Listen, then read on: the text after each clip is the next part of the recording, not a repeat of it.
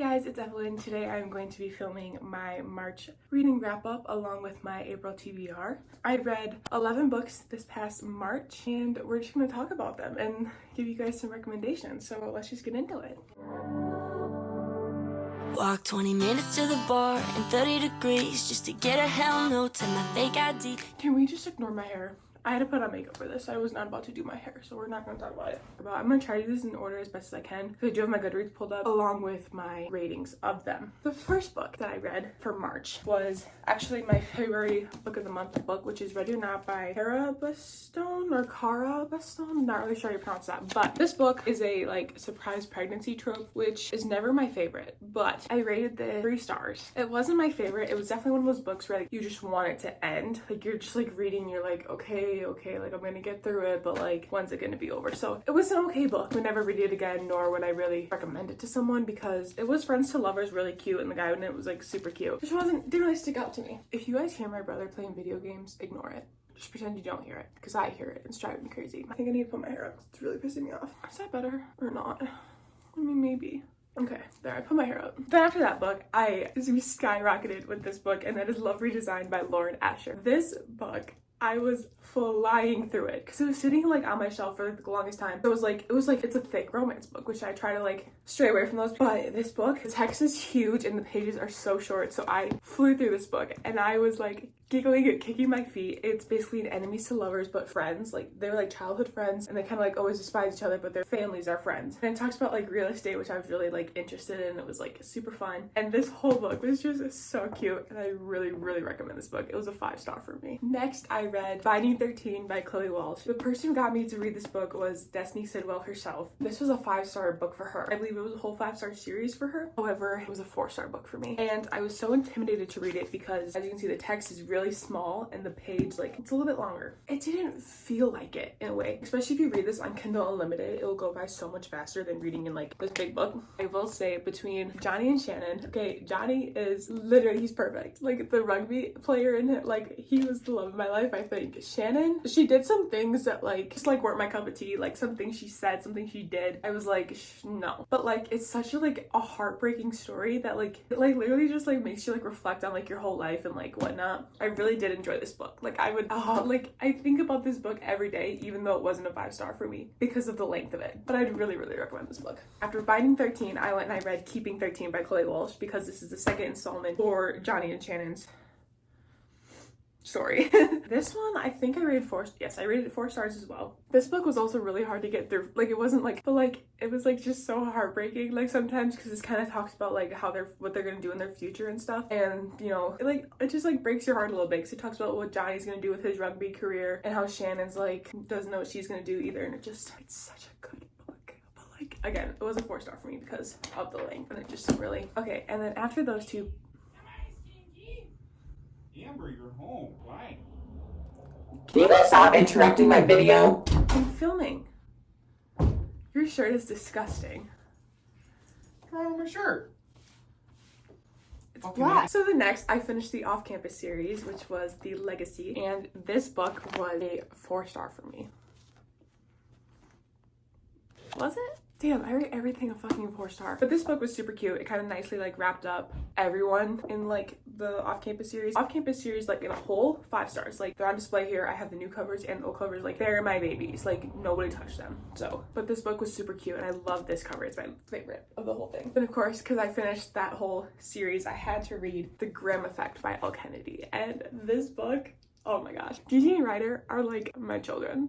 They are my babies. And this book was a 5-star for me. It was so good. The banter was so good. I was worried how I wasn't gonna feel about her being a hockey player just because I thought it would, I don't know, feel weird with them both being hockey players, but it was so good. I loved it. And then also the tension between Ryder and Garrett Graham, her dad, so good. This book was beautifully written. After The Grimm Effect, I read The Kings of Sin. There's 4 books of this that comes out. I want to say King of Sloth comes out June or April, but I don't know what I'm talking about because I don't actually pay attention to stuff like that. But I read these 3 back to back. We'll talk about them. King of Wrath is about Vivian and Dante, and it's an arranged marriage, which I usually like, but only if it's done right. And this one, I think it was definitely done right. Like, it was, especially being able to see his point of view of like what he like thinks about it, and like, it was so cute. I actually love this book. It was a 4-star for me though, it wasn't a 5-star. Then King of Pride was a 4-star read for me. It follows the story of Kai and Isabella, who are friends of Dante and Vivian. I'm really trying to remember what this book was about, so hold on. I'm pretty sure this is kind of like an enemies to lovers, like forbidden love type situation. Yes, yes it is. Okay, it's a forbidden love because she's a bartender at like his club. Not his club, but like some rich people shit, and they weren't allowed to date. But then they did. Like, I think they had that little connection. So it's a forbidden love. That's what it is.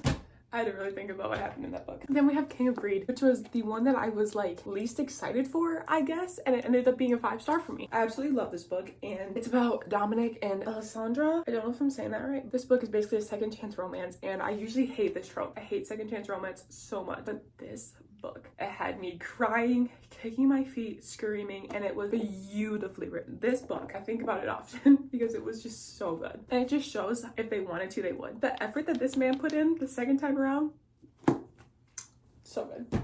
Then I went back to the Boys of Tommen series, and I read Saving Six, and this is with Aoife and Joey. I rated this book 5 stars. Shut up, Evelyn. What? Okay, yeah, maybe I did. Now I actually really do think about it, I think I rated it because I love Aoife. She is like my favorite book girl I think I've ever read, and I think that's what made me give it like 5 stars, because she doesn't back down, she knows what she wants, and I love that about her. And I think just like how they kind of like express their love to one another, it was so cute. I've underlined like quite a bit in this book. And then another reason that this got a 5-star was because like of how Aoife looked at like boys, and this quote, it was so cute. "I'm not afraid of loving a boy, I told her honestly, I'm afraid of losing myself in one." And that quote, I found another one. This quote, "Because I have no intention of giving a boy that kind of power over me, I replied simply, from my viewpoint, men let you down. Even the good ones like dad can't be trusted. So why would I ever expose myself to that kind of pain? It would be emotional suicide."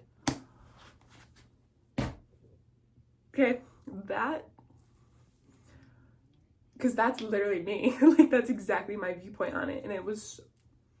Okay, I need to stop talking about the book. The last book. You would think I went and read Redeeming Six, but I didn't, because I was like, I'm not gonna finish that, because I think I had like 2 days to finish the book. I was like, there's no way I'm getting through that hunk of a book. So I just read Hunting Adeline on my Kindle, and I rated it 4 stars. Haunting Adeline, the first installment, so much better than the second one. So much better. The second one was especially the first part of it, was very, very, very like, I don't want to say disturbing, but like, it was a lot. I didn't realize the trigger heaviness on that second book, and it was a lot, especially the first half. And then the second half, I felt like it was really dragged out. Like, it was another book I was like waiting for it to finish, but it like just didn't. And I finished it last night because I wanted to finish it in March. I also don't really get the hype over Zayd Meadows. I did in the first book, but in the second one I didn't. I don't get it. But so it was still a 4-star. Like, it was still a good book. Like, I'm definitely gonna like buy the paperback for it for my shelf. It is gonna be a book I think about like often because of how like traumatic it was. But so that completes my March reading wrap up. So let's get into some books that I have pretty high hopes for in my April TBR. So obviously first I have Redeeming Six by Clay Walsh to finish Joey and Aoife's story. I started it last night on my Kindle because again, this is such a big book. And I'm just like, no, I'm not doing that. So I did buy it on my Kindle last night because it's not on Kindle Unlimited. I know that Gibbsy's book comes out April 16th, and you bet you ass I'm reading that this month. I need to pre-order it, and I just like haven't. But like, I need to, because Gibbsy is my entire personality. Like, I love him. And then next, this book is I'm kind of iffy about if I want to read it this month. It's been sitting on my shelf, and I keep looking at it because I keep seeing people talk about it. I'm like, I really want to read it like in the summertime, because it's A Summer of Broken Rules by K.L. Walter. That's hopefully is right. And it sounds so cute. Hi, Mom.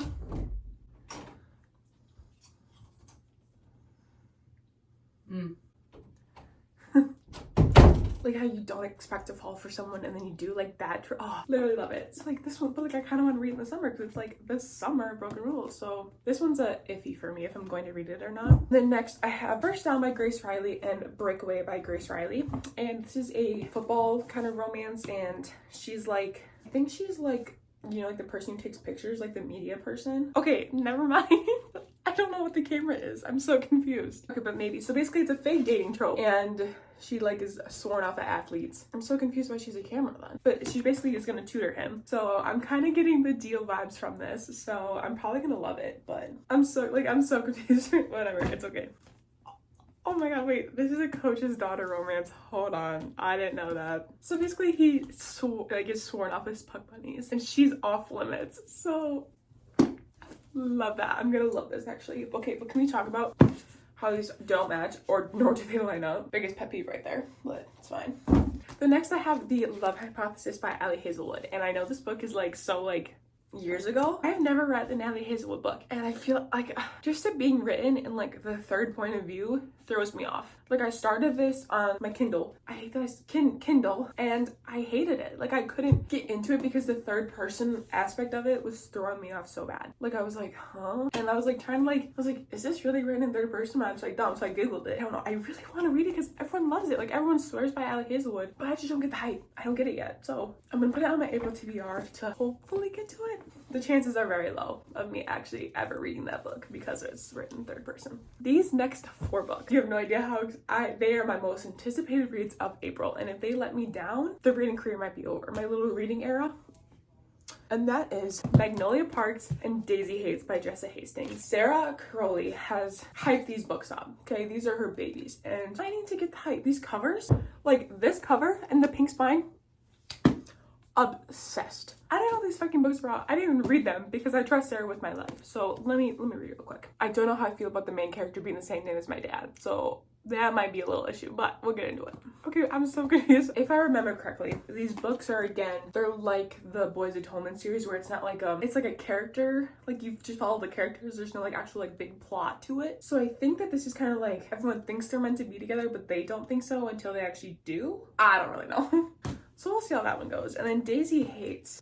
Oh my god, that's how they're connected. Because it's like his best oh. This one makes no sense to me. So hold on. Oh, wait. Oh, okay. So Daisy likes a guy, but he likes Magnolia. That is gonna be messy. Okay. Moving on from that. Then next I have Done and Dusted and Sword and Saddle by Lila Sage. See how excited that guy? I couldn't pronounce her name. It's a brother's best friend trope. Shut up. Oh shit. Okay, so basically she gets hurt and she's a horse rider and then she can't ride horses anymore. So then she goes back to her hometown where this boy is her brother's best friend. And this is what I mean about romance books. Like this, a little over 300 pages. Perfect. Like perfect length. Okay. So then we have Swift and Saddled, which is the second book that I think like recently like just came out. So this book is she's an interior designer and he needs help doing like something on his ranch with like interior design, and that's how they kind of become together. And of course they're both cowboys. Like both these men are cowboys. Like I'm gonna like eat that up because me and a cowboy romance, my heart. So those are all my physical books on my TBR for April. So that is it. Thank you guys so much for watching my March wrap up and my April TBR. I hope you guys enjoyed. Don't forget to like and subscribe, and I will see you in the next one. Bye.